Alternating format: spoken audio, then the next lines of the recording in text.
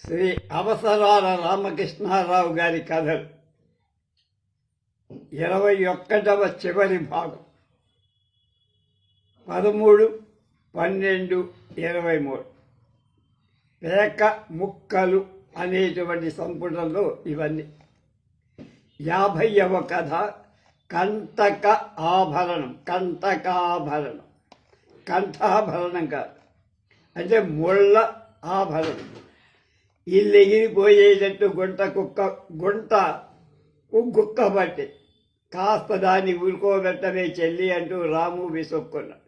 పాప వాళ్ళమ్మ వచ్చేదాకా దాన్ని ఎలాగో సముదాయించి మరీ యువతలకొచ్చింది రేవతి. అయినా దాని ఏడుపు అడపాదడపా వినిపిస్తూలేవు.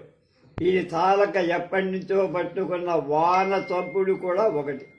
ఇంత వర్షంలో ఆవిడ గారు వస్తుందో రాదో అన్నాడు. ఎవర్రా ఆవిడ అని అడిగింది రేవతి. నిన్నటి సాహితీ సభలో కనపడిందన్నని దైవలీల గారని ఆవిడ. సభల్లో ప్రజల్ని చంపడంలో తృప్తి కలగలేదు కాబోలు. ఇంట్లో కూడా సాహితీ గోష్ఠులు కాబోలు కర్మ. ఇంతకంటే చంటి పిల్ల దాని ఏడుపే ఏ ఇంటికైనా సహజాలంకారమేమో. రేవతి నవ్వుతోంది. అమ్మో, ఏమో అనుకున్నా, నీ నోట కూడా చక్కని పలుకుబళ్ళు దొరుకుతున్నాయి. ఏదో సావాస దోషం, కానీ మీరెక్కడ నేనెక్కడ, నువ్వెక్కడో నాకు తెలియదు కానీ చెల్లి ఇదిగో అక్కడ మెట్ల మీద నిలబడి గొడుగు ముడుచుకుంటోంది. ఆవిడే ఇవాళ నా అతిథి. రండి దైవలీల గారు, వాళ్ళలో ఇబ్బంది ఏం పడలేదు కదా. నమస్కారం రామారావు గారు. ఇబ్బంది పడినా మీలాంటి వాళ్ళు ఆహ్వానించాక తగ్గుతుందా అంటూ దైవలీల లోపలికి వచ్చి కూర్చుంది. ఈ అమ్మాయి మా చెల్లెలు రేవతి, ప్రైవేటుగా తెలుగు బిఏ కడుతోంది. అలాగే సంతోషం. ఇప్పుడు ఎందుకండి ఇవన్నీ అంటూనే కాఫీ టిఫిను కానిచ్చింది. నిశ్శబ్దాన్ని చేరుస్తూ రేవతి అంది, మిమ్మల్ని కలుసుకోవటం మా అదృష్టం. మీ గురించి అన్నయ్య ఎంతో చెప్పాడు, చెప్పడానికి ఏముందండి. ఆయన అభిమానం కానీ 30 నిండకుండానే ఇటు గోల్డ్ మెడలు అటు డాక్టరేటు సంపాదించాననుకోండి. అయినా అవన్నీ పైకి చెప్పుకుంటామా? ఇంతకీ మీ థీసిస్ దేని మీద అడిగాడు రాము. ఆరమే వినయానికి విస్తరి. పరిశోధనదేమీ మీదంటారా? పానుగంటి కంఠాభరణంలోని తెలుగు నుడికారం అనేదాన్ని గతంలోకి వెళ్ళి ఆ ప్రాంతపు పలుకుబళ్ళు పైకి లాగేసరికి ప్రాణం పోయిందనుకోండి. ఎవరూ సాధించి ఎరగని దాన్ని శోధించాలనేది నా ఆశయం. ఏం చెయ్యగలను? గొప్ప గొప్ప సాహితీవేత్తలే నా కృషి గమనించి ఇది అరుదైన సాహితీ విశ్లేషణ కానీ మరొకటి కాదు అని దీవించి, ఈ జన్మకి ఇంకేం కావాలండి? ఎక్కడో పాప ఏడుపు వినిపిస్తున్నట్టుంది అంటూ ఆగింది దైవలే. మా పెద్దక్కకి 4 ఏళ్ల బాబు తర్వాత ఈ పాప. అలాగా పేరేం పెట్టారు? మావాడు చెల్లెని 5 నిమిషాల పాటు ఏడిపించకుండా ఉండలేడు. దాంతో మా పెద్దక్క వాడిని ఒకటి వేస్తుంది. వాడు బేరుమంటే చెల్లి క్యారుమంటూ శృతి కలుపుతుంది. పెద్దలు పెట్టిన పేర్లకేం కానీ వీళ్ళ నిత్యహోరు భరించలేక మేం సరదాగా లబు దిబు అనే పేర్లు పెట్టుకున్నాం. దైవలీల నవ్వుతూ అంది, భలే తమాషాలా పేర్లు పెట్టారే. సాహితీ ప్రియులు అనిపించుకున్నారు. ఇంతకీ ఏడవటం వాళ్ళ జన్మ హక్కు. బలానాం రోదనం బలం అని ఊరికే అనలేదు కదా పెద్దలు. అంటే ఏమిటి మేడం, కాస్త వివరించరా అని అడిగింది రేవతి గడుసుగా. ఎదురు చూడని ఆ ప్రశ్నకు కలిగిన తడబాటు కప్పిపుచ్చుకుంటూ దైవలీల ఇలా, ఏదో అడిగారు కానీ మీకు మాత్రం తెలియదనా? అయి సామెత అయినా ఊరికే పుట్టదుగా. బాలానాం రోదనం బలం అంటే పసిపిల్లలు ఏడ్చి సాధిస్తారు అనే అర్థం అయి ఉంటుంది. రేవతి మరి కాస్త వివరించి చెప్పరా? దైవలీల చెప్పింది. ఇప్పుడు గుక్కబట్టి ఏడుస్తున్న మీ నెలల పాపనే తీసుకోండి. దేనికైనా అవసరం వస్తే నడిచి వెళ్ళి తీసుకునే శక్తి లేదు కదా. అలాంటి వాళ్ళకి దేవుడిచ్చిన సాధనం ఏడుపు. గట్టిగా ఏడిస్తే అమ్మో నాన్నో వచ్చి ఆదుకోకపోతారా అని అందులో అంతరా. నేను ఇంకోలా చదివాను సుమండి అన్నాడు రాము చటుక్క. అనేక అర్థాలు ఉండొచ్చు. నీ చెప్పింది సరైన అసలైన అన్వయం అంది దైవలీల నిశ్చయంగా దృఢంగా. అయినా రాము తన వివరణ ఆపల. పోనీ ఇది కూడా వినండి. పసిపిల్లలు ఏడుస్తున్నప్పుడు కాళ్ళు చేతులు ఆడిస్తారు, ఒళ్ళంతా కదిలిస్తారు, ఊపిరి బాగా పీలుస్తారు. అంటే శరీరంలో ప్రతి కండరానికి వ్యాయామం జరుగుతుంది. అలా బాగా ఏడిస్తేనే తాగిన పాలు వాళ్ళకి సరిగ్గా జీర్ణమవుతాయి. ఆ వయసులో వాళ్ళకదే ప్రకృతి సూచించిన వ్యాయామం, బలం. ఈ మధ్యనే ఆ వివరణ చదివి అండర్లైన్ చేసి ఉంచా. ఆ పుస్తకం తెచ్చి చూపించనా? దైవలీల కళ్ళు చిట్లించి, పుస్తకాలేండి అభిప్రాయ భేదాలు పుట్టలు అని కొట్టిపారి, ఇంతకీ మీరేం చేస్తుంటారు అని ప్రశ్నతో మాట మార్చి, యూనివర్సిటీలో ఆనర్స్ పిల్లలకి తెలుగు చెబుతుంటా అన్నాడు. మీరు? ఇదిగో ఈ డాక్టరేట్ వచ్చాక ఎక్కడలేని ఆఫర్స్ వచ్చి పడుతున్నాయి మీద. ఎందరినని తృప్తిపరచగలని చెప్పండి. సరే నేను వస్తా, వర్షం తగ్గినట్టు లేదే. వస్తే ఒకసారి ఇలాగే వచ్చేస్తాయి. ఊరు వాడ నదులు పొంగి జల కాలుష్యం జరిగి ఎక్కడలేని రోగాలు పట్టుకుంటాయి. అందులో మీ విశాఖపట్నంలో మరి విశాఖలో వర్షాలు వ్యాధులకు హర్షాలు అనే సామెత మీకు తెలిసే ఉంటుంది. కేవలం విశాఖపట్నం మీదే ఓ సామెత ఉండటం విచిత్రంగా ఉందే అంది రేవ. అది విశాఖపట్నం మీద కాకపోవడమే అసలైన చిత్రం అనే రాము జవాబుకి ఉలిక్కబడి, అదేమిటండి అంత స్పష్టంగా విశాఖలో వర్షాలని ఉంటే దబాయించబోయింది దైవలే. రాము ఈసారి తగ్గల. అది ఓ వ్యవసాయ సామెత. అందులో విశాఖ అనే మాటకు విశాఖపట్నం అనే అర్థం కాదు, విశాఖ కార్తె అని. ఆ కార్తెలో పడితే అది అకాల వర్షము. ఆ కాలంలో పడిన వర్షం విశాఖపట్నంలో అయినా నిజాంపట్లో అయినా రోగాలకు కారణం. ఏమిటో అన్నీ తెలిసిన వారిని ఆహ్వానిస్తే ఆశపడి వచ్చా. ఇంతగా సాహితీ సీమలో ఎదిగిన నన్నే పెద్దానికి కొట్టి పారేస్తున్నారనే వెడత. వెళ్లే ముందు ఓ మాట. జనాభా పెరిగి ఇప్పుడిలా తగలడింది, కానీ మీ విశాఖపట్నం ఒకప్పుడు ఎంత బాగుండేదండి. పానుగంటి వారు తన కంఠాభరణంలో విశాఖపట్నం భోగాలు అనే పదం ఎన్నిసార్లు వాడారని అది మరచిపోకండి సెలవు అని. ఆవిడ వెళ్లే వరకు ఎలాగో ఆపుకున్నాడో కానీ ఆ తర్వాత విరగ్గబడి నవ్వాడు రా. ఎందుకురా బాబు అంత నవ్వు అని రేపదడిగితే అతని వివరణ ఏం చెప్పను. కంఠాభరణం అంతా ఇంచుమించు నా కంఠోపాట. పానుగంటి వారి విశాఖపట్నం భోగాలు అనే మాట వాడిన వాట నిజమే. దైవలీల చెప్పినట్లు మాత్రం కాదు. ఆయన కాలంలో శ్రీకాకుళం, విజయనగరం, విశాఖపట్నం జిల్లాలన్నీ మెడ్రాసు రెసిడెన్సీగా ఉండేవి. ఆ రోజుల్లో ఆ ప్రాంతాల్లో బోధకాలు అంటా చూసావా, పైలేరియా అనే రోగం బాగా వ్యాప్తిలో ఉండే. వ్యంగ్య వ్యవహార ధోరణిలో పానుగంటి వారు ఉదహరించింది ఆ రోగం గురించిందే. నా బాధ అందుకు కాదు. డాక్టర్ దైవలీల పాఠాలు వినే తెలుగు పిల్లలు ఏమైపోతారో అని. ఆంధ్రప్రభ సచిత్ర వారక పత్రిక 17/4/96. 51వ కథ. వాళ్ళమ్మాయి అల్లుడు. ఎవరు? నువ్వు గోపిగాడివి కదూ అని అరుగు మీద కళ్ళజోడుగాడు ఆరా తీస్తే, ఆరి చిదంబరం నువ్వట్రా అంటూ నా బుక్కి నోరు మరింత వెడల్పైపోయి. 50 ఏళ్ల మా స్నేహం ఎన్ని నెమరు వేసుకుంటే తృప్తి పడుతుంది. అయినా ఎక్కడున్నా వాడిని పట్టివ్వడానికి ఓ సుడువు ఉండనేమని. ముక్కోటి నాడు పుట్టానట అనేవాడు చిదంబరం. బహుశా ఒక్క ముక్కుతోటే పుట్టి ఉంటావు అనేవాళ్ళం వాడి దీర్ఘ నాసిక పడిగట్టి. అనుకున్నది ఆ క్షణం ఆచరణలో పెట్టే సాహసానికి సూది ముక్కు ఓ పత్రిక అంట. నిజమేనేమో అని అంటుంది వాడి జీవితాన్ని పరిశీలి. కాకినాడ పిఆర్ కాలేజీలో పిఠాపురం రాజా. ఇంటర్లో క్లాస్మేట్స్ గాను తొలి పరిచయం. మేమందరం హాస్టల్లో ఉంటే వాడు వాళ్ళ మేనత్తా వేరే చిన్నవాటాలో ఉండే. నేనెప్పుడు వెళ్ళినా ఆవిడ నోటి తిట్ల దండకమే వినపడి. వేడి అనేది గర్భకుహరంలో ఉండాలి, కానీ మెదడుని చీకటిని మాటికి వేడెక్కిచ్చేస్తూ ఉంటే తిన్నది జీర్ణం అవుతుందిరా. ఇలాంటి మొండి ఘటనతో మీరంతా ఎలా సర్దుకుంటున్నారు ఏమో. వాడి రుచులకి పదులకి తట్టుకొని వడ్డించలేక నా ప్రాణాలు పోతున్నాయి బాబు. చిదంబరం ఓ పట్టాన నలుగురితో కలిసేవాడు ఎప్పుడైనా నోరు విప్పితే అది నాతోనే. ఎందరిలో ఉన్నా వాడి ప్రత్యేకత వాడి.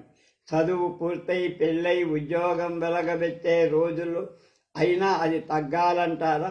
ఓహో, వాడితో అది పెరుగుతూనే వచ్చింది. ఏదైనా చెబితే నాతోనే చెప్పేవాడు అంతే. అందుకే వాళ్ళ నాన్నగారికైనా నా ముందే గోల పెట్టేవాడు. చూసావటోయ్ గోపి, మీ ఫ్రెండ్ చేసిన నిర్వాహం. ఇంకా పెళ్ళై ఏడాది అయిందో లేదో ఉన్న ఊళ్ళోనే వేరింటి కాపురం పెట్టేంత గనుడయ్యాడు. ఆశ్చర్యంతో నా నోట మాట రాల. వాళ్ళమ్మగారు ఈ మధ్యనే పోయారని ఆవిడ అస్తమాను ఏదో రోగంతో తీసుకునే.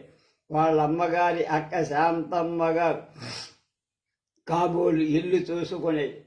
చిదంబరము వాడి పెళ్ళాం ఎప్పుడూ ఇంటి బాధ్యతలను చేపట్టిన దాఖలాలు లేవు.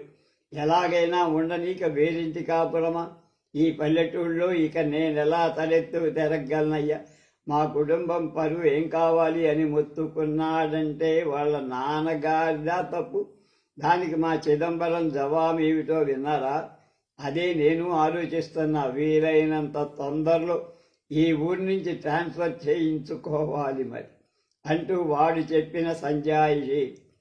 పెళ్లి నాటికే చిదంబరం కాబోయే భార్య టీచర్గా పనిచేస్తారు. పెళ్ళయ్యా కూడా సాగింది. ఇద్దరూ ఎవరి ఉద్యోగాల్లో వాళ్ళు వీధిన పడితే వాళ్ళమ్మగారు బతికి ఉన్నన్నాడు ఇంటి పని చూసుకునేది. ఆవిడ ఓ రోగిష్టి మనిషి కనుక వాళ్ళక్క తలచెడి అక్కడ చేరిన శాంతమ్మ గారే చెప్పాలంటే అంత బాధ్యత.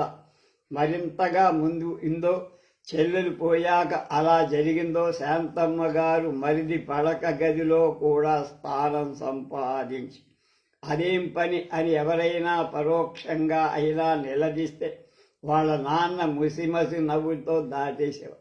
45 నడి వయస్సులో కట్టుకొని దగా చేసి తన దారి తను చూసుకుంటే మగవాడన్నవాడు ఏ సంబంధం పెట్టుకోక చస్తాడా అని బంధువుల తీర్పు వింటూ ఆ ఇంట్లో ఉండటం చిదంబరం భరించలేకపోయాడు. అందుకే మూటాముల్లే సర్దుకొని వేరైపోయాడు. ఒరే, నీ ఇష్టం వచ్చినట్టు నువ్వు చేస్తావు కదా, ఆయన తంటాలేవో ఆయన పడితే మధ్య నీకెందుకురా, అయినా ఇంటికి పెద్ద కదా అన్నా. ఇలాంటి పెద్దల చిన్న బుద్ధుల్ని నేను భరించలేకపోయాను కరకనే అన్నాడు వాడు. అయినా వీడికి అక్కర్లేని గొడవంటూ ఏం లేదు. లీడర్గా పేరు పొంది వీళ్ళ నాన్న చచ్చినంత ఆస్తి సంపాదించి వీడా ఒక్కగానొక్క కొడుకు. లోకంలో అన్నీ మనకు కావలసినట్టే జరుగుతాయా? అందరూ మనం చెప్పినట్టే వింటారా? జన్మనిచ్చిన తండ్రి బలహీనతని క్షమించలేకపోతే మనం ఏం సరిపెట్టుకోగలం, ఏం సుఖపడగలం? నేను ఎన్ని విధాలు చెప్పినా అది చెవిటివాడి ముందు శంఖం. అలా సరిపెట్టుకోవడం నా దృష్టిలో కేవలం ఆత్మవంచి. సుఖపడటం అనే మాటకి నా నిర్వచనం వేరు. అది నా తండ్రి విషయంలో అయినా ఒకటే, రేపొద్దున నా పిల్లల విషయమైనా ఒకటి. చూద్దాలే, రక్తం బిగి ఉన్నప్పుడు ఎన్ని శపథాలైనా చెయ్యొచ్చు అన్నాడు వాడు. నువ్వే చూస్తావుగా అనే ఎదురు సవాలే మా చిదంబరం గాడి రెడీమేడ్ జవాబు. రక్తం బిగి మాట దేవుడెరు, కానీ వాడి పంతం బిగి మాత్రం ఎప్పుడూ ఎక్కడా చెదిరినట్టులే. వేరే ఊళ్ళలో ఉద్యోగాల్లో స్థిరపడిన మంచికో చెడ్డకో అప్పుడప్పుడు మేం కలుసుకుంటూనే ఉన్నాం. ఎప్పట్లా వాడి విశేషాలు నన్ను ఆశ్చర్యంలో ముంచి తేలుస్తూనే ఉన్నాయి. ఇంతకీ బాగా సంపాదించారన్న మాట నిజమే, కానీ అంతకు మించిన అప్పులు కనిపించే చిదంబరం నాన్న పోయాక చూసుకుంటే ఉన్న ఇల్లు కాస్త బలము ఆయన స్వార్జితమే కనుక సర్వ హక్కులతో శాంతమ్మ గారి పేర రాసేసి మరీ చనిపోయారు. మీ పెద్దమ్మగారు మీ నాన్నగారికి మందో మాకో పెట్టి అంత ఆస్తి రాయించుకొనే ఉంటుంది. కన్న కొడుకి చెల్లిగవ్వైనా ఇవ్వకపోవటం ఎప్పుడైనా ఎక్కడైనా చూశామా? మీరు కోర్టుకెక్కండి, ఊరుకుంటే లాభం లేదు అని బంధువులు ఉసిగొలిపారు. మనం లేదని కాదు, అన్యాయం జరుగుతూ ఉంటే చూస్తూ కూర్చోవడం అధర్మం. నువ్వు వెంటనే ఓ కాగితం తగిలించు అల్లుడు అని మామగారు మరింత ప్రోత్సహించారు. నిజానికి వాళ్ళ మామగారు చెప్పినట్టు చిదంబరం ఆర్థిక స్థితి ఒకళ్ళ నుంచి రాబట్టవలసిన పద్ధతి లేదు అన్నాడు. చిదంబరం క్లాస్ 1 పోస్ట్లో ఉన్నాడు. వాళ్ళ ఆవిడ హెడ్ మిస్టర్ స్థాయికి చేరి ఒక్కటే కూతురు హేమ అంటారు. MBBS 2 దశాబ్దాలుగా మొగుడి మొండి వైఖరి అలవాటు పడిన అతని భార్య చూడమని ఎట్టకేల పరిస్థితుల్లోనూ సలహా ఇచ్చి ఎరగదు. అతనెప్పుడు ఎవరిని దేన్ని సంప్రదించడు. తన అనుకున్నది చెయ్యక మానుడు. అందుకే ఆ రోజు నేనోసారి పిఠాపురం వెళ్ళి పెద్దమ్మ వ్యవహారం ఏమిటో తేల్చుకు వస్తా అని భర్త బయలుదేరుతుంటే మతిపోయినట్టు చూసి అలా వెళ్ళిన పెద్ద మనిషి వారం రోజులు కానీ తిరిగొచ్చి ఆఫీస్ పనిలో జాయిన్ కాదు. అతను చేసుకొచ్చిన నిర్వాహకం చూస్తే ఆ పెళ్ళాము వాళ్ళు ఎలా తట్టుకున్నారో కానీ సాటి స్నేహితుడిని నాకే నోట మాటరా. ఇంతకీ రెండోసారి వైధవ్యం అనుభవించిన దుస్థితిలో ఉందట వాళ్ళ పెద్ద మరిది. ఆవిడ పేరు ఆస్తంతా రాసేశాడని తెలియగానే ఎక్కడెక్కడి చుట్టాలు ఇండ్లు నిండిపోయారు. ఆ సలహాల తీరుతెన్ను లాంటివో ఆవిడ ఎరగదు. ఏకాంతంగా వేరే పిలిచి అన్నీ చిదంబరానికి చెప్పుకొని గొల్లుమని, మీకు నేను చేసిన ద్రోహం చాలు. కన్న కొడుకువి, న్యాయమైన జ్ఞాతివి, నీకు కాక ఆయన రాశారు. ఈ పాపం ఇంకా నేను మూట కట్టుకుపోవాలా? వెంటనే నన్ను ప్రియుల దగ్గర తీసుకెళ్ళు. నీకెలా రావాలో ఆ ఏర్పాటు చెయ్యి. ఎక్కడ సంతకం పెట్టమంటావో నువ్వు చెల్లు. ఆ తర్వాత నన్ను కాశీకి పోవు. ఆ రాత్రే ఆవిడ చిన్న హార్ట్ అటాక్ లాంటిది వచ్చి అంతే. అంతకుముందే ఆవిడంటే ఎంతో ప్రేమ చిదంబరాన్ని. తల్లి సంకటం కలిగి కనుక తనకి ఆలనా పాలన ఎక్కువగా చూసింది ఆవిడ. ఇంతకీ అతని కోపం వాళ్ళ నాన్నగారి మీద తప్ప అన్నేళ్ల పాటు ఆ ఇల్లు నడిపిన పెద్దమ్మ మీద కానే కాదు. పెద్దమ్మ, నేను చెబితే అలా చెయ్యాలి, కాదు కూడదంటే నేను ఇప్పుడే వెళ్ళిపోతానని ఆవిడ చేత ఒప్పించాడు. ఊళ్ళో బాగా తెలిసిన ప్లేడర్ని కలిసి అతని అక్షరాల అమలు చేసిన నడియాడు. ఆ ఇల్లు కానీ భూములు కానీ వాళ్ళ నాన్నగారి స్వార్జితం. ఆయన వీలునామా ప్రకారం అవన్నీ పూర్తిగా శాంతమ్మకే దక్కుతాయి. తనకి కానీ తన వారసులకు కానీ వాటి మీద ఎలాంటి హక్కు లేదు. రెండో మేనమామతో సంప్రదించి వాళ్ళ ఆఖరబ్బాయి 10 ఏళ్ల శంకరాన్ని శాంతమ్మ గారికి దత్తత ఇవ్వటానికి ఒప్పించడమే కాక ఆ తతంగాన్ని దగ్గరుండి రిజిస్టరీ చేయించాడు. ఇందులో ఎవరేం తలదూర్చి చిక్కులు పెట్టడానికి ప్రయత్నించిన ఓ కార్డు ముక్క రాస్తే చాలు, తనొచ్చి సరిదిద్దుతానని పెద్దమ్మకి భరోసా ఇచ్చి మరీ రైలెక్కాడు చిదంబరం. ఇదంతా ఏదో పెద్ద ఘనకార్యమని త్యాగమని చిదంబరం మురిసిపోవచ్చు కానీ నాకేమంత సబబుగా అనిపించదు. ఆవిడ గారు తనంత తానే ఒప్పుకుంది. ద్రోహమని పోని అనుభవించినంత కాలం అనుభవించి తర్వాతైనా వీళ్ళ పేర రాసిమ్మంటే అదొరక. ఈ దత్తత వ్యవహారం కూడా ఏమిటి? తనకి ఓ సంసారం ఉందని, బాధ్యత ఉంటుందని మర్చిపోతే ఎలా? ఇదలాంటి వ్యక్తిత్వం. ఇద్దరూ 4 చేతులా సంపాదించుకుంటూ ఒకే ఒక పిల్లనైతే కలిసి పారేశారు. కానీ నాలాంటి బహుబూటింపొడికిదైతే ఏమవ్వాలి? చిదంబరం పెళ్ళాం కనుక అన్నిటికీ మౌనంగా వచ్చింది. కానీ మరో ఆడదైతే ఈ పాటికి మొగుడిని వీధిన పెట్టేసి జల కడిగేసి ఉండదు. పాపం మా దొడ్డ ఇల్లాలు కొంగున అగ్నిహోత్రం కట్టుకొని ఇలాంటి తలపొగరుగాడు ఇన్నేళ్ల పాటు ఎలా నెట్టుకొచ్చి. అందుకే ఆమెని దేవుడు చల్లగా చూసి ఉండాలి. కూతురు హేమ చదువు పూర్తయింది, ఉద్యోగం కూడా అయింది. కలిగున్న ఇంట్లో మంచి హోదాగల ఉద్యోగం చేస్తున్న వరుడికి ఇచ్చి పెళ్లి చేసింది. తన డ్యూటీ అయిపోయింది. ఇంకా ఈ రణపెంకి భర్తతో ఎన్నేళ్లు కాపురం చేసినా ఒకటి, హాయిగా పసుపు కుంకుమలతో వెళ్ళిపోయింది. అదృష్టవంతం. అప్పటికి మా చిదంబరం గారు రిటైర్ అయ్యి 1 ఏడాది దాటింది. పెద్ద ముక్కు, దాని తగిన ముక్కుసూటి వ్యవహారం కనుక పెద్ద ఉద్యోగం వెలిగించిన ఓ చిన్న కొంపైనా కట్టుకోల. చేసిన గుప్తదానానికి లెక్క జమాలే, వేరే ఏం మిగిల్చుకోలేదని నాకెందుకు దిగులు?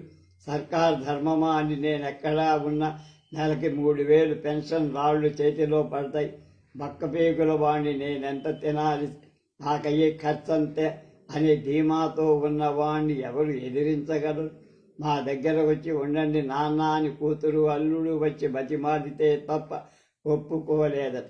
ఈ సంగతి ఎవరో చేరేసిన వార్త చెవిలో పడితే దొరికావురా దొంగ అనుకున్నాను కసితే. ఎంతో బతిమాలితే తప్ప అని బోడి సంజాయిషి కూడా దేనికి? వృద్ధాప్యం, ఒంటరితనం, అజీర్ణ రోగం అంటూ స్పష్టంగా చెప్పుకోక ఎవరైనా ఎప్పటికైనా పరిస్థితుల్లో రాజీ పడక తప్పదు. రేపొద్దున నా పిల్లల విషయంలో కూడా అంటూ బీరాలు పలకటం కాదు. ఎన్నేళ్లకు ఈ విధంగా మళ్ళీ కలుసుకున్నాం కనుక ముఖం మీదే అడిగెయ్యాలి వీరి పంతం ఏమైందో. ఇన్నేళ్లకు మళ్ళీ ఒకరినొకరం కలుసుకున్నామని ఆనందానుభూతితో మైమరిచి ఏవేవో అనుకుంటున్నాను. కానీ కాస్త జాగ్రత్తగా పరిశీలిస్తే చిదంబరం గాడు ఇప్పుడున్నది వాడి అల్లుడి క్వార్టర్స్ కానే కాదు. వాడికి మాత్రం ఎవరున్నారు? కనుక కూతురికి తనకు మధ్య నడిచిన వ్యవహారమంతా పూసగుచ్చినట్టు చెప్పుకొచ్చాడు చిదంబరం.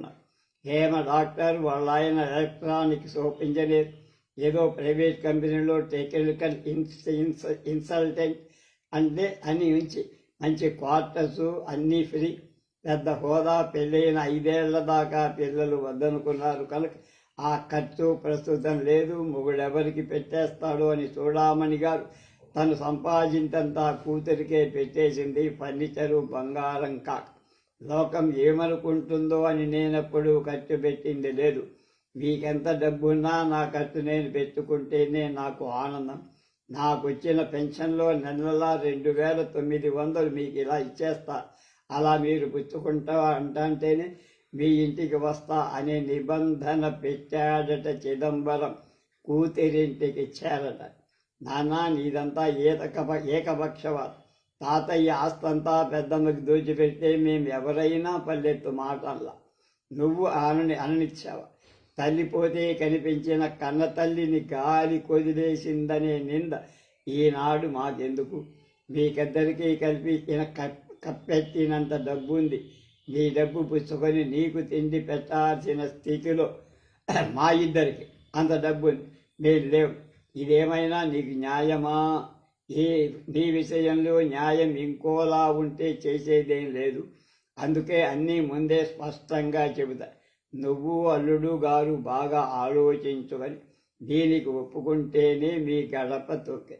అల్లుడి చేత కూడా అవుననిపించుకొని మరీ చిదంబరం వాళ్ళ క్వార్టర్స్కి మారారు.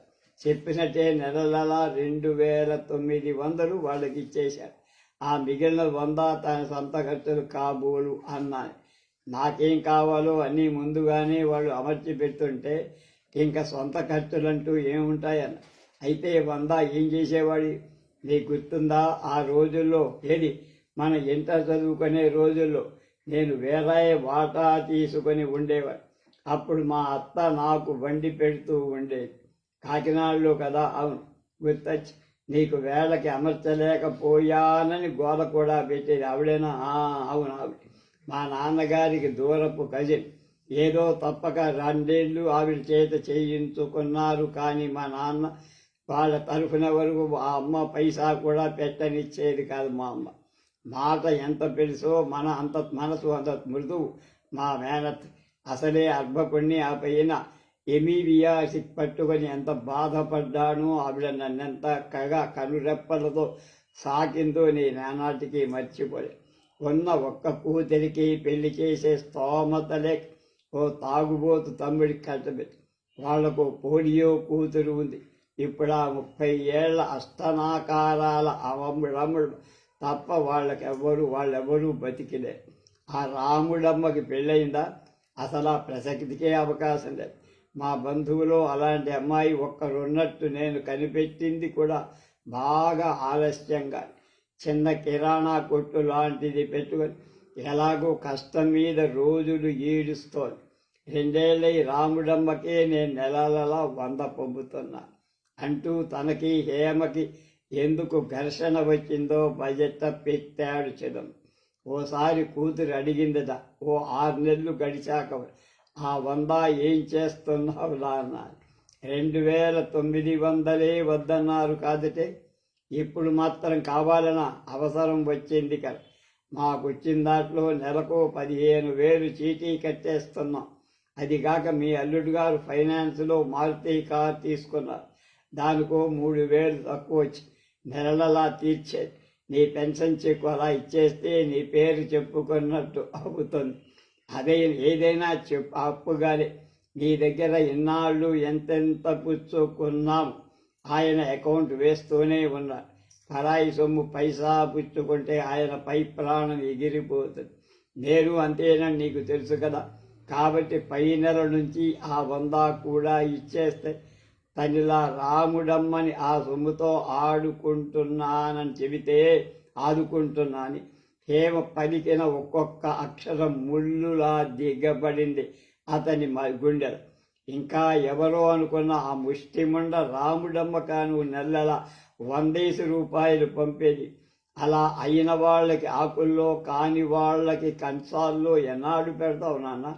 అది మన దూర బంధువులు చెప్పుకుంటేనే సిగ్గుతో తల వంగిపోతుందే.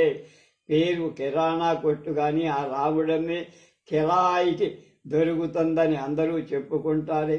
ఇక కూతురితో వాదన ఎందుకనుకున్నాడు. చిదంబరం 2 చెవులు మూసుకున్నాడు. అలాగని ఆ నెల 100 పంపడం మానను కూడా లేదు. రెండోసారి కూడా హేమ గొడవ పెట్టక మాల. నీ ధోరణి నీదే అనుకుంటే నేను చెప్పలేను, కానీ ఈ సంగతి తెచ్చి మీ అల్లుడంతో చికాకు పడుతున్నారు. పోనీ ఒకరి మాట ఎందుకు, మనమే ఆలోచిద్దాం. ఆ రాముడమ్మకి ఇంత పిసరు కృతజ్ఞత ఉందా? రోగంతో తీసుకుంటున్నావు, నీ డబ్బు తింటోంది, కులాసాగా ఉన్నావా అని ఒక కార్డు ముక్క రాసిందా? అమ్మపోయినప్పుడైనా నిన్నొచ్చి చూసిందా? బొత్తిగా పాముకు పాలు పోయటం ఏనానా? ఈసారి కూడా ఇట్టించి ఉలుకు లేదు పలుకు. కన్న కూతురి మీద ప్రేమ చంపుకోలే. ఇంకో ఛాన్స్ ఇద్దామనుకున్నాడు. నెల్లాళ్ళు ఎంతలో గలవాలి. మీ అల్లుడేమన్నారో తెలుసా నాన్న? పాపం ఏదో అమాయకత్వంలో పడిపోయి ముందే వాగ్దానం చేసేశారేమో మామయ్య. అనుకున్న ప్రకారం ఈ నెల కూడా పంపేసి చేతులు తుడిచేసుకుని ఉంటారు. ఆ మాత్రం సర్దుకోలేమా ఏమిటి? మనకేం లేదా పోదా? ఏం నాన్న, అంతే కదా. వచ్చే నెల నుంచి మాకు అందేది రౌండ్ ఫిగర్ కదా. చిదంబరం కూతురి మాట ఓ విధంగా కరెక్టే చేశారు. ఆ పై నెల నుంచి రౌండ్ ఫిగర్ అంటే అతని దృష్టిలో 0 అని అర్థం. ఈ విధంగా కూతురిలా నిత్యం నిలదీయటమే అతనికి కనువిప్పు కలిగించి, న్యాయమేదో చూపించి, తన తిండి ఖర్చు మహా అయితే 900 అనుకుందాం. అయితే తను చేస్తున్నదేమిటి? నెలకి 25,000 సంపాదించే వాళ్ళకి 2,000 కిరాణా కొట్టు పెట్టుకుని గుట్టుగా తన మటుకు తాను బతుకుతున్న ఒళ్ళంబుకుంటోందని నలుగురు ఆడిపోసుకుని ఓ పరమ నిర్భాగ్యురాలికి కేవలం 100 పంపడం. వీళ్ళ పంచ చేరినందుకు తన సొమ్ములో తను ఆ మాత్రం కట్టుకోవటానికి కూడా స్వతంత్రం లేదా? నిర్ణయం తీసుకున్నాక చిదంబరం మళ్ళీ వెనక్కి చూసే దృష్టే ఉండదు. అతను కూతుర్ని వదిలేసి రాముడమ్మ పెంకుటిల్లు చేసి అంతా 3 నెలలు గడిచిందట. చిదంబరాన్ని నేనిప్పుడు కలుసుకున్నది రాముడమ్మ వీధి అరుగు మీదే. ఏంరా, నేను చేసింది రైటా తప్ప అని ఆ అహంకారి నన్నెప్పుడు అడగడు. నేనేం చెప్పినా వాడు ఎలాగా వినడు. పుట్టెడు కర్ర తగలేస్తే కానీ ఆ బుద్ధి మారు. చాలా ఏళ్ళై కలుసుకున్నానని సరదా పడ్డా కానీ ఆ సంబరంలో నాకు ఆక్టేసేపు నిలబడ. ఎక్కడి నుంచి కదిలిపోయేదాకా నా గుండె దడ వదల్లా. వాళ్ల గొడవ నాకెందుకు? పొద్దుట లేచి పాల ప్యాకెట్ తెచ్చింది మొదలు. రాత్రి ఇంటి తాళాలు వేసే వరకు చాకిరీ చేసిన కోడలి చేత దెప్పుడు తినడి రోజండు ఉండదు. నాలాంటి ముసలాడి అందరితో అమ్మ బాబు అంటూ గడుపుతూ కృష్ణారామ అని ఒక చోట పడుండాల్సిన రోజు. నాకెందుకు బాబు ఈ చిదంబరం వాడి గోల, ఎంత స్నేహితుడైతేనే ఇలాంటి వాడితో ఎంతసేపు గడపడమే నాలాంటి అల్పజీవికి ఓ సాయుధ విప్లవం. ఇండియా టుడే పత్రికలు, మాసపత్రికలు 14/7/98లో పడింది.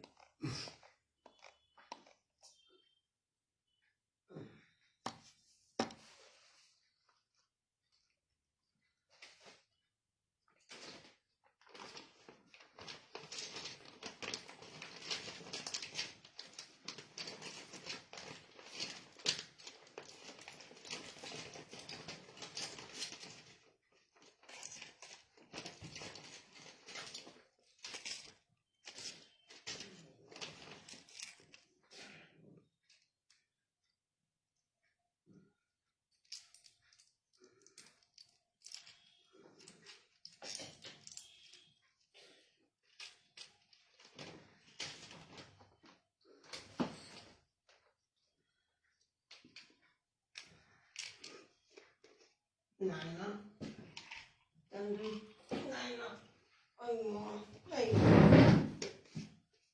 నాయన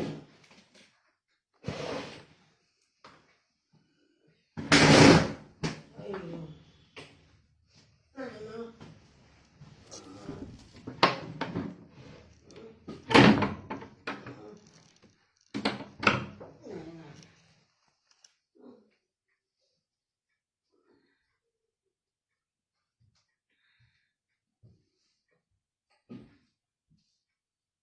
అయ్యో అమ్మా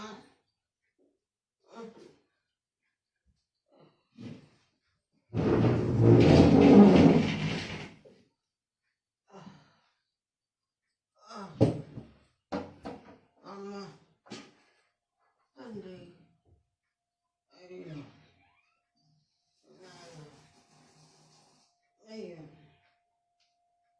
అమ్మా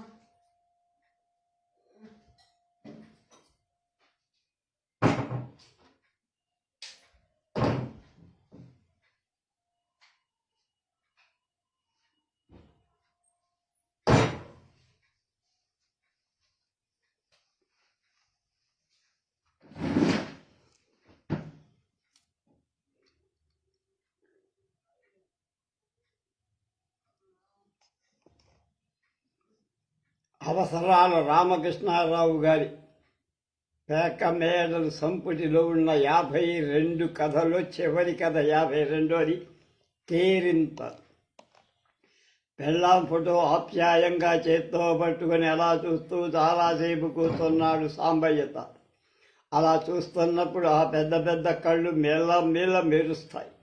ఆ మెరుపు చూడడం కిష్టిగాడికి రాంబాబుకి చాలా ఇష్టం. వాళ్ళు అక్కడికి చేరడంలోని అనేక కారణాలు ఆ ఇష్టం కూడా ఒకటి. సాంబయ్య అక్కడితో ఊరుకోక ఆ ఫోటో ఫ్రేమ్ వెనక్కి తిప్పుతాడు. ఆ వైపు కూడా ఆప్యాయంగా తడుముతూ ఉంటాడు. బామ్మగారి వీపు తడమడం కాబూలు అంటాడు కిష్టిగా. వాళ్లతో పాటు సాంబయ్య నవ్వేస్తాడు. అత్తగారి బాధలు పడలేక మొగుడు కూడా పరమ దుర్మార్గుడైతే భరించలేక 5 ఏళ్ల కూతుర్నెత్తుకొని ఆనాడు వీధిన పడిన రాజ్యాన్ని ఇదిగో నేనున్నా అంటూ నిజంగానే వెన్నుతట్టి ఆనాడు ఆదుకొన్నది సాంబయ్య.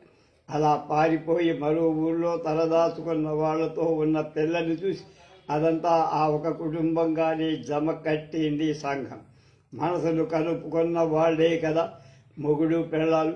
కానీ రాజ్యం కూతురు హనుమాయమ్మ మాత్రం ఏనాడు సాంబయ్యని నాన్న అని పిలిచిన పాపం లేదు. తన తల్లి అక్కడో ఎలాగో సర్దుకొని పోయి ఉంటే తన జీవితం మరింత బాగుపడి ఉండేదని ఆమె విశ్వాసం. వాళ్ళ బాగా భాగ్యవంతులు. మరి తల్లి చేసిన దగుల్బాజీ పని తలుచుకుంటేనే ఆమె ఒళ్ళంతా సెగలు రేగేవి. పెళ్ళి పెటాకులు లేకుండా తన దగుల్బాజీ పని తలుచుకుంటేనే ఆమె తల్లి చేసిన దగుల్బాజీ పంచి తలుచుకుంటేనే ఆమె ఒళ్ళంతా సెగలు. పెళ్ళి పెటాకులు లేకుండా తన బతుకు ఈ నాడీల పక్కదారులు తొక్కిందంటే ఆనాడు తన తల్లి చేసిన వెధవ పని, దానికి దారి తీసిన దొంగ పీనుగ నిర్వాకం కారణం కాదా? ఇంకా తను మంచిది కాబట్టి వీడికి ఇంత బండి పెడుతోంది. మరొకటైతే ఈ పాటికి దీన్ని తన్ని తగలయ్యదు. సాంబయ్య ఆలోచనలు మాత్రం దీనికి పూర్తిగా వ్యతిరేకంగా ఉంటాయి. హనుమాయమ్మ పట్ల అతనికి అనంతమైన ప్రేమ, జాలి. అది ఒప్పుకోదు కానీ ఎప్పుడూ ఒళ్ళో కూర్చోబెట్టుకొని అమ్మలు అంటూ తన తలమాలని ఉంటుంది. సవిత తండ్రి అనే భేద బుద్ధి లేక తన కోసం రెక్కలు ముక్కలు చేసుకుంటోంది. దాని ఆసరా లేకపోతే ఈ ముసలి వయసులో తనేమైపోను. కనకలక్ష్మి కాన్వెంట్లో హనుమాయమ్మ ఆయాగా పనిచేస్తుంది. 7:30కి లేచి మనిషి అన్ని పనులతో పాటు వంట కూడా పూర్తి చేసి వీధిన పడు.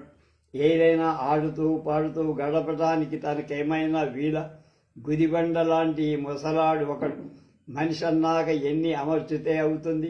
అన్ని గదులకు తాళాలు వేసుకొని క్యారేజీ పట్టుకొని వీధి గదిలోకి వస్తుంది హనుమాయం. సాంబయ్య గది అదే. ఇదిగో ముసలాయన క్యారేజీ అటువైపు మూల బల్ల మీద పెడుతున్న. పక్కన కూజాలో నీళ్లున్నాయి. అటువైపు చివరికి అదే పైకి కాలువ ఉంది కదా, అక్కడ బాల్చీలో నీళ్లున్నాయి. పక్కన చెంబుంది. ఏదైనా అవసరం వస్తే తీర్చుకో. సాంబయ్య కళ్ళ నీళ్లు తిరుగుతాయి. రాజ్యమే ఇలా తన కూతురి చేత ఇంత శ్రద్ధగా చేయిస్తుందేమో. నేనన్నీ చూసుకుంటాను లేవే, నువ్వు వెళ్ళవే అమ్మలు. ఏమిటి చూసుకునేది? పేడా పిలకలు. రేపొద్దున నీకేమైనా అయితే కూతురు సరిగ్గా తోడక చంపేసిందని మాట రావటానిక? కను సరిగ్గా కనపడదని ఓ మూల పడుతుంటావా? ఎక్కడలేని తడుములాటలు నీకే. వీధిలోని ఏ గొడవ జరిగినా నీకే. అందుకే అవతల గొళ్ళెం పెట్టి మరీ పెడుతున్నా, నువ్వేమనుకున్నా సరే అంటూ హనుమాయమ్మ ఆ పని చేసి కానీ గుమ్మం దిగదు. వీధిలో గుమ్మానికి రోజు 10 అయ్యేసరికి గొళ్ళెం పడుతుంది కానీ నెలకోసారి తాళం కూడా తప్పదు. అప్పుడు సవతి తండ్రికి రిక్షా కండి సబ్ ట్రెజరీకి తీసుకువెళ్తుంది. గుమాస్తాకి 5 రూపాయలు అందరూ ఇచ్చేదే ఇచ్చి పెన్షన్ అప్లికేషన్ నింపిస్తుంది. తండ్రి దగ్గర నుంచి సాంబయ్య చేత సంతకాలు చేసి ఎన్ని గంటలు వేచి ఉన్నాక ఓ సాయంకాలము పేరు పిలుస్తారు. సాంబయ్య తరఫున అతని పింఛన్ సొమ్ము 500 పాతిక అందుకుంటుంది. అది పట్టుకొని రిక్షా మీద ఇద్దరూ ఇంటికొస్తారు. నా బతిక్కు వీడు చేసిన అన్యాయం చాలు, వీడి పాపిస్తే డబ్బు నాకెందుకు అనుకుంటుంది. ఆలోచనకి ఆచరణకి పొంతన ఎక్కడ? వీడిని నేనెందుకు పోషించాలి? ఊరికై కూర్చోబెట్టి సగం తీసుకుంటే పోలా అని కొన్నాళ్ళు తటపటాయి. ఒక్క మనిషికైనా ఈ రోజుల్లో తిండి తక్కువ అవుతోందా? 400 పైమాటిగా ఏ విధంగా లెక్క చూసినా ఆ మేరకు ఉంచుకుంటే తప్పేమిటి అని సమర్థి. మరి నా చాకిరీ మాట అని మనస్సు ప్రశ్న. 10కైనా ఇచ్చేద్దాం, ఎంతైనా వాడు గణించుకున్నదే కదా అనే నిర్ధారణకి. ఏ ముసలాడికైనా జీవచాపల్యం ఎక్కువగా ఉంటుంది. నెలకి 25 రూపాయలంటే అమ్మో అదేం తక్కువ. ఏదైనా కొనుక్కు మింగేసేయడంత దేవలేక సావాలి. అడిగితే రూపాయో అర్థమే మనమే చేతిలో పెడదామనేది ఆమె ఆఖరి మాట అయింది. అక్షరాల అదే పాటి. అయినా పక్క కిటికీలోంచి ఏ పిల్లలు విసురుతారు ఏమో. అప్పుడప్పుడు వరండా గది నేల మీద పెప్పరమెంటు బిళ్ళలు, చాక్లెట్, విపేసిన ముచ్చి రేకు కాగితాలు కనబడి, అవి కాక కాలికి తగులుతూ పేలిపోయిన రబ్బరు బుడగల దొడుగులు. 1, 2 బాల్యం అంటారు అదే కాబట్టి. ఎలాగో తీరిక తగస్వచానికి ఎక్కడింది అనుకుంటుంది హనుమాయ. పని చేస్తున్న కాన్వెంట్లో ఆమెకి తక్కువ పని లేదు. రోజంతా పనిచేసినా రాత్రికి ఆ సంస్థ యజమాని శీలానాయుడికి వంట చేసి వెళ్ళాలని ఒప్పందం. పెళ్ళాం ముందట కానీ మరి ఎక్కడ బెడిసి కొట్టిందో కాపరానికి నీళ్ళు వదిలి. ఎలాగూ కమ్మగా వండి పెడుతున్నావు, దాంతో కూడా మరోటి చేసి పెడతావా? నా బతుకు మరింత గుమగుమలాడుతుంది అనే నాయుడి ఆహ్వానం కాదనటానికేం కనబడలా. హనుమాయ దగ్గి మీ నాన్న ముసలాడు తొందరగా టపా కొట్టేస్తే బాగుండు, ఏకంగా నేనే అక్కడ మకాం ఎత్తేద్దును అంటాడా నాయుడు ఆమెను మీదికి లాక్కుంటు. ఈ పడంగా మన ఈ దుకాణం మా లోగి లోపల గదుల్లోకి పెట్టేసుకున్నా అడిగేవాడు లేడు. లోకానికి జడిసి కానీ వాడు కానీ గుటుక్కుమంటే నెలలా చేతిలో పడే పింఛనీ డబ్బులు ఏం కావాలి? అన్నీ తెలిసిన నాయుడు గారి కంగిస్తే ఎలా? అంటుంది హనుమాయం. నిజమే అనుకో, అగ్నిసాక్షిగా పెళ్ళాడిన ఆడకూతురేనా దాటికి తట్టుకోలే. పుట్టింటికి పారిపోయింది, మరి రానని ఒట్టేసుకొని. మరి సరిగ్గా అదే నీకు నప్పింది. ఎవరికి ఏది నప్పుతుందో చాలండి మీ పోకిరి కబుర్లు మీరు అంటూ లైట్ ఆర్పేస్తుంది హనుమ. తను రాత్రి 9 గంటకో గొడ్డని తీసేటప్పుడు చిన్న క్యారేజీలో ఓ మజ్జిగాన్నము ముసలాయనికి తేవడం ఏనాడు మరవదు హనుమాయ. అయితే పొద్దుట వేసిన గొళ్ళెం అలాగే ఉండటానికి లేదు. కిస్తాయి రాంబాబు ఆవిడ వెళ్ళిపోవడం పక్కి కిటికీలోంచి కనబెట్ట. కాసేపు ఆగు అటు ఇటు చూసి ఆ గుమ్మెం దగ్గర రాంబాబు వంగని నిలబడ్డ. వాటి మీద ఎక్కి నిలబడి కిస్తాయి గొళ్ళెం తీస్తాడు. రాంబాబు 3వ క్లాసు, 2వసారి ఫెయిల్ అయితే ఓ సైకిల్ షాపులో పనికేర్చుకోవడానికి పెట్టాడు వాడి మేనమా. ఆ షాపులో కన్న సాంబయ్య తాత దగ్గర ఎక్కువ కాలం గడుపుతాడు వాడు. కిస్తాయి రిక్షాలాగే సూర్యుడి పెద్దెండో కొడుకు. కష్టపడి కుర్రాన్ని బడిలో వేయించాడు, కానీ బడి నడిచే టైంలో వాడిని అక్కడ ఉంచడం తండ్రికి తరమైందిగా. తండ్రి రిక్షా గడగడమంటూ ఇలా దూరం అవుతుందో లేదో అలా కిస్తాయి రాంబాబు దగ్గరికి పరిగెత్తి. మరి సాంబయ్యని ఏ చల్లని వేళ ఏ చల్లని తల్లి కన్నదో కానీ అతని బుద్ధికి ఏ పరిస్థితిలో అయినా ఈ ప్రపంచంలో ఎంతో ఆనందంగా కనిపిస్తుంది. అలాంటి చీకటిలో అయినా అతని కళ్ళ దీపాలు అలా మెల్లమెల్ల వెలుగుతూనే ఉంటాయి. పాపం పుణ్యం అనేవి పిల్లలకే తెలియవంట. వాటి గురించి పట్టించుకోక బతుకంతా తృప్తితో గడుపుకొచ్చిన సాంబయ్య లాంటి ముసలి వాళ్ళకి పసివాళ్లతో ఒకటైపోయి కేరింతలు కొట్టడంలో వింతే ఉంది.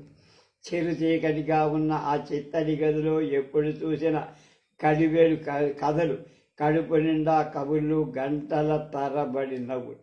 ఓసారి గుంట పెదవులిద్దరూ కలిసి వెక్కి వెక్కి ఏడుస్తున్న మరో లొట్టికాయని తీసుకొచ్చారు తాతయ్య ఓదార్పు కోసం. లెక్కల్లో మార్పులు తక్కువ వచ్చాయట, అందుకే ఆ దుఃఖం అని వాణిలా దగ్గరకు తీసుకురండి అని సాంబయ్య అంటే ఓ బాదంకాయ చేతిలో పెట్టి బుద్ధగిస్తాడనుకున్నారు. ఊచిపుచ్చుకొని ఓ లెంపకాయ కొట్టాడు. ఈ మాత్రానికే కొళ్ళిపోవాలట్రా పిచ్చి వేధవా అంటూ. ఆ లెంపకాయ అతడికి ఆ లేత బుగ్గ ఏమైందో కానీ అంత గట్టిగా కొట్టే శక్తి మాత్రం సాంబయ్యకి లేదు. ఆయాసం వచ్చి నిలువెల్లా ఊగిపోయాడు. తాతయ్యో ఎప్పుడూ ఎరగని ఆ కొత్త నృత్య శైలి గమనించి కుర్రాళ్ళు నవ్వు ఆపుకోవాలి. వాళ్లతో పాటు బుగ్గ పొంగిన కుర్రాడు కూడా ఉప్పొంగిపోవటం చూసి కూడా ఆనంద బృందంలో తను ఒక్కడైపోక తప్పల. నేలని పరుచుకున్న దుప్పటి కాక సాంబయ్య మరో ఆస్తి తల కింద పెట్టుకుని చిన్న రేకు పెట్టా. అందులో 2 జతల బట్టలు, పంచెలు, తువ్వాళ్ళు కాక ఇంచుమించు సరిగ్గా ఆ రోజులు పట్టే సైజు గల రాజ్యం ఫోటో ఫ్రేమ్ ఒకటి. ఇవి కాక ఎప్పటికప్పుడు సెల్స్ ఉంచుకునే చిన్న బ్యాటరీ లైట్ ఒకటి. దాన్ని ముట్టుకుంటే మాత్రం సాంబయ్యకి ఎక్కలేని కోపం. దాంతో ఆడుకోవడానికి కిస్తాయికి రాంబాబుకి ఎంతో సరదా. ఏ రాత్రి వేళ కూర్చొని రాజ్యం ఫోటో చేత్తో పట్టుకొని దాని టార్చ్ లైట్ వెలుగులో చూచుకుంటూ అలా ఉంటాడు సాంబయ్య. ఒక్కొక్కప్పుడు దాన్ని వెనక్కి తీసి చేత్తో తడుపుతూ ఆ అట్ట కింద తను దాచిన కాగితాల దళసరి తన చేతికి తగిలినప్పుడు తన గుండె వేగం ఎక్కువ అవటం ఎంతో తృప్తినిస్తుంది అతనికి.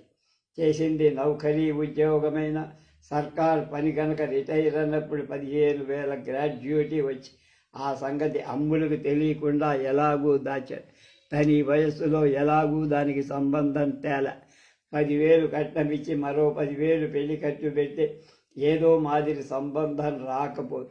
కలిగి ఉన్న ఇంట్లో పుట్టిన తల్లితో దాని దగ్గరికి వచ్చి చేరడం నేరాన్ని పెళ్లి కావలసిన వయసులో పాపం అమ్మలు రెక్కలు ముక్కలు చేసుకుంటోంది.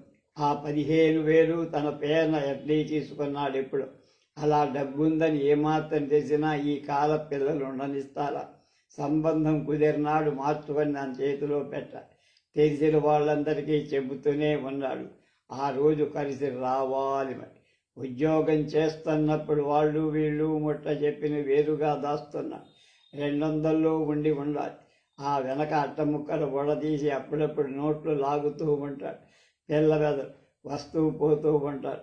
వాళ్లకు పటిక పంచదార ముక్క కొట్టి పెట్టిన, ఊరేసిన ఉసిరికాయలు ఇచ్చిన, చాక్లెట్లు బిస్కెట్లు ఇచ్చిన ఏమాత్రం దగ్గర ఉండకపోతే ఎలా? కన్ను కరిగినట్టు తనకి చాకరీ చేస్తున్న అమ్మని దగ్గర చెయ్యి చాచాలా ఇంకా ఇంకా? అయినా ఈ తినుబడి సరుకు మీద తనకేమాత్రమైనా మోజు తగ్గలేది అన్నట్టు రబ్బరు బుడగలు బొడగ అనే తలుపు రాగానే సాంబయ్య మనసు బుడుంగుమని గతంలోకి మునిగిపోయి. ఏం కన్నారు, ఎలా పెంచారో సాంబయ్యకి తల్లి తండ్రి గుర్తులే. అత్తారింట అష్టకష్టాలు పడి ఆ మాత్రమైన అనురాగం చూపిన భర్తను కోల్పోయి ఇల్లు చేరిన మేనత్త మాత్రమే గుర్తు. మెత్తని ఆ గుడి ఒకటే. మోహమెత్తి చూస్తే దుఃఖపు జాడ ఏమాత్రం పైకి కనపడనీయని ఆ కళ్ళ వెన్నెల తడి అతని జన్మంతా గుర్తుంది.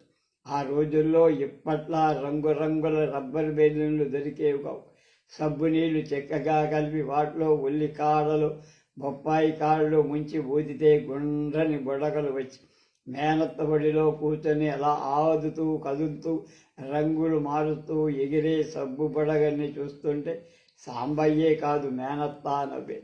జీవితం ఒక బుడగే కావచ్చు, అంది అందకుండా పోవచ్చు, కానీ అందులోని రంగురంగుల్ని చూసి కేరింతలు కొట్టే దృష్టి మాత్రం పోగొట్టుకోకూడదు సుమా అని చెప్పి చెప్పక చెప్పేదేమో ఆ ధీరచిత్త తన మేన. ఆ జీవన సూత్రం అలా సాంబయ్య నరనరాన బట్టి ఉండిపోయిందేమో. అందుకే ఎలాంటి ఒడిదుడికులు వచ్చినా ఓ చింత, నాకేరింత ముందు నువ్వెంతే అనే సమాధానం పడటం నేర్చుక. అందుకే ఎదురిటి వాడిలోని ఇంతటి తేలికతనము చంచల స్వభావం బాధించు. బుద్భుత ప్రాయమని తెలిపిన ఏ జీవితమైనా అతని దృష్టికి అద్భుతమయ్య. కాలి కింద మెత్తగా రబ్బరు బుడగ తగలడమే సాంబయ్య ఆలోచనలు మళ్ళీ పైకి తేలి వర్తమానంలోకొచ్చి. రాంబాబు కిష్టాయి ఈ మధ్య తనవి బొత్తిగా వదలటల్లా. రబ్బరు బుడగలు అదే పనిగా తెచ్చి ఊదిస్తున్నారు. వాళ్ళు ఊదలేక కాదు, నువ్వు బుడగల లోపలికి ఊదే గాలి తక్కువ, చేసే తప్పుడు ఎక్కువ తాతయ్య అంటూ ఆటపడి. ఏం చెయ్యడం? ఊతుంటే గుండెలో ఏదో అలసట. ఈ కుర్రాళ్ళకి ఎలా చెప్పి తప్పించుకోవడం? తను ఊతున్నప్పుడు అయ్యే గరగర చప్పుడు విని పక్క నవ్వాలని కదా వాళ్ళ సరదా. ఏది మరోసారి ఊదు అంటారు రాధాకృష్ణుణ్ణి మురళి వాయించమని అన్నట్టు. నిశిరాత్రి వేళ అలా గతము వర్తమానము తలుచుకొని రాంబయ్య మనసు కేరింతలు కొడుతుంటే కాలికి తగిన రబ్బరు బుడగలోని తడి ఎప్పుడూ లేని అలజడి కలిగించింది అతను. అమ్మో, కుర్రాళ్ళలో తాను ఒకడై ఆ వెర్రి ఆనందంలో పడి కొట్టుకుపోతూ వాళ్ళకి ఆపద తేవటం కాదు కదా. అలా వెళ్ళిపోతూ హనుమాయమ్మ ఏమంది? కాళ్ళు చాపుకున్న ముసలాడివి, ఆ దగ్గు చూస్తుంటే ఏ రోగం పట్టుకుంటుందో అని భయం వేస్తోంది. అందుకే మరొకరికి సోకకుండా వీధి గొళ్ళెం పెడుతున్నా. పిల్లల్ని దగ్గరకు తీసి ఆడుతున్నావని విన్నా. ఈ వయసులో నీకేదేం బుద్ధి? ఇంతింత పెద్దవాళ్ళకి ఇది కూడా నీ రోగం సరఫరా చేస్తే కానీ నీకు తృప్తి ఉండదా? పగిలిపోయిన బుడగ అవశేషాన్ని చేతిలో పట్టుకుంటే తగిలిన తడి పోల్చి సాంబయ్య మనసు విలవిలలాడి. అవును మరి, రోజు రోజుకి తన దగ్గు ఎక్కువైపోతోంది. సాయంకాలం ఒళ్ళు వెచ్చగా ఉంటోంది. కాళ్ళు చేతులు సన్నబడిపోతున్నాయి. క్షయే అయి ఉంటుంది, అనుమానం దేనికి? మర్నాడు హనుమాయమ్మ వెళ్ళిపోగానే పిల్లలు రాగానే ఎక్కడికో ఓ చోటకి తీసుకెళ్తానని రిక్షా ఎక్కించాడు. లంగ్ స్పెషలిస్ట్ కలుసుకొని అన్నీ చెప్పాడు.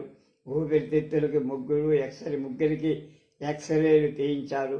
తన అనుమానం నిజమే.